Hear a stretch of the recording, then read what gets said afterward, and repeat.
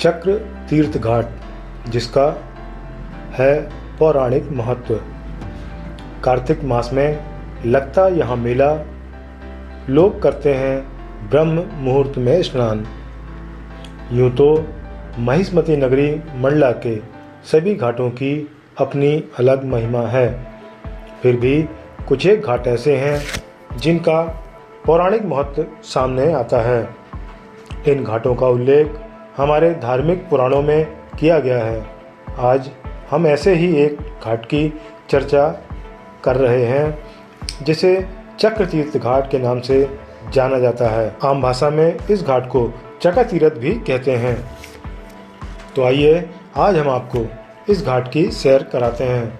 इस घाट तक जाने के लिए हमें मंडला नगर से सहस्त्रधारा मार्ग पर आगे चलना होगा और कुछ ही दूरी तय करने के बाद बटालियन हेडक्वार्टर से आगे सड़क की बाईं ओर एक सूचना पटल नजर आएगा, जिसमें चक्रतीर्थ घाट जाने के मार्ग के बारे में उल्लेख किया गया है।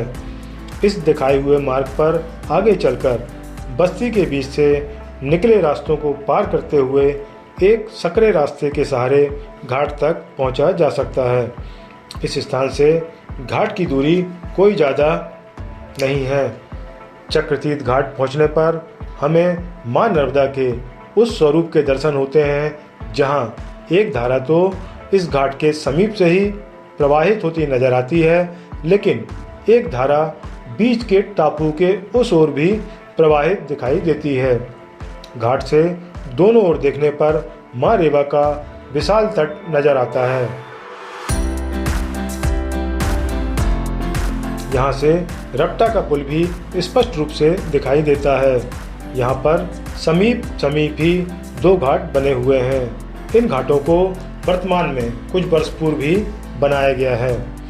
इस घाट में कटाव एक बड़ी समस्या है, हालांकि इसके लिए एक सुरक्षा दीवार का निर्माण किया गया है।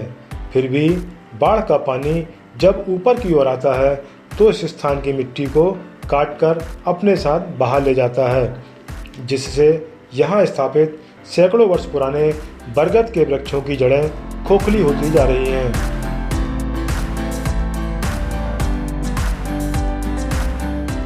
जिससे इन विशाल वृक्षों के अस्तित्व पर ही खतरा मंडराने लगा है।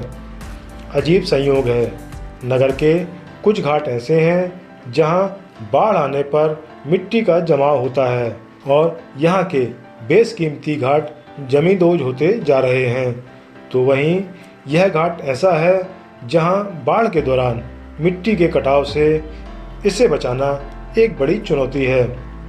इस घाट पर वर्ष भर विभिन्न धार्मिक आयोजन तो होते ही रहते हैं। विशेष रूप से कार्तिक माह में दीपावली के बाद जो पहला रविवार होता है, उस दिन यहाँ पर ब्रह्म मुहूर्त में स्नान करने वालों की भारी भीड़ जुटती है।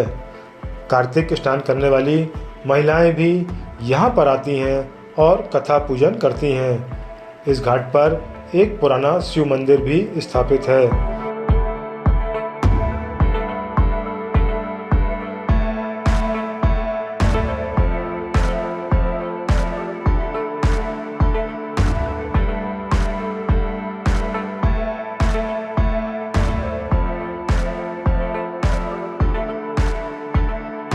इस घाट का नाम चक्र तीर्थ क्यों और कैसे पड़ा, इस पर विभिन्न तरह की किंवदंतियां प्रचलित हैं, लेकिन उनके कोई साक्ष्य नहीं मिलते। इस स्थान को वर्षों से जानने वाले स्थानीय लोग बताते हैं कि जब हम छोटे छोटे थे तो यहाँ पक्का घाट नहीं था, कगार की तरह कच्चा घाट था, लेकिन सबसे नीचे दो बड़ी सीढ़ियाँ अवश्य स्थापित थीं, जो कि काफ़ी लंबी थीं। उससे यह अंदाज़ा लगाया जा सकता है कि गौड़कालीन समय में यहाँ काफ़ी उन्नत घाट रहा होगा, या उससे भी पहले के कालखंड में यहाँ घाट का निर्माण किया गया होगा, जिसका उस कालखंड में विशेष महत्व रहा होगा।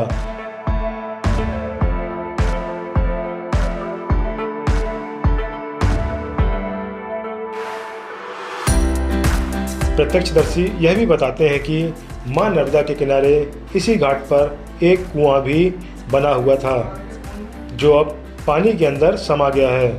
चूँकि इस ओर नर्मदा का तट समय के साथ साथ बढ़ता जा रहा है, आज भी वह कुआं अवश्य ही अस्तित्व में होगा, लेकिन हो सकता है कि उसमें मिट्टी भर गई हो। कुछ पुराने जानकार यह भी कहते हैं कि पहले मां नर्मदा और बंजर नदी का संगम इस स्थल पर होता था। इसी से यह काफ़ी प्रसिद्ध एवं महत्व का घाट था।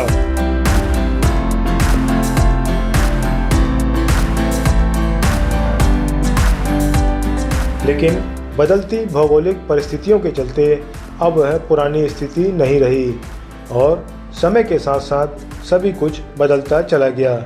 लेकिन इस घाट का महत्व आज भी कम नहीं हुआ है। आज भी इस घाट को तीर्थ क्षेत्र के रूप में जाना जाता है। आवश्यकता है कि इसे संरक्षित किया जाए एवं इस घाट के इतिहास से जो आज भी समय की भूल भुलैया में खोया हुआ है उसे सामने लाया जाए।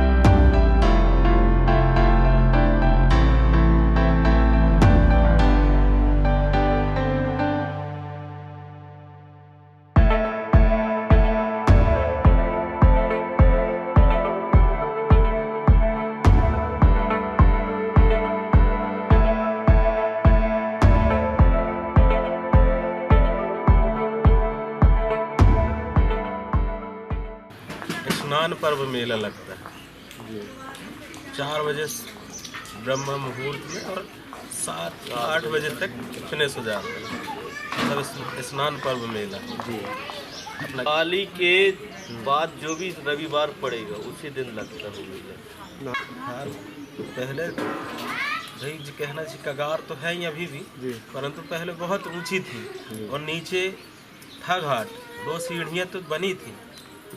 जैसा कहना चाहिए कब्रिस्तान है उस तरफ, वैसे ही कहना चाहिए इधर घाट था, 2 सीढ़ियाँ बनी थी लंबी लंबी। ये तो हमने भी देखा है जमाने में। और क्या था वहाँ पे?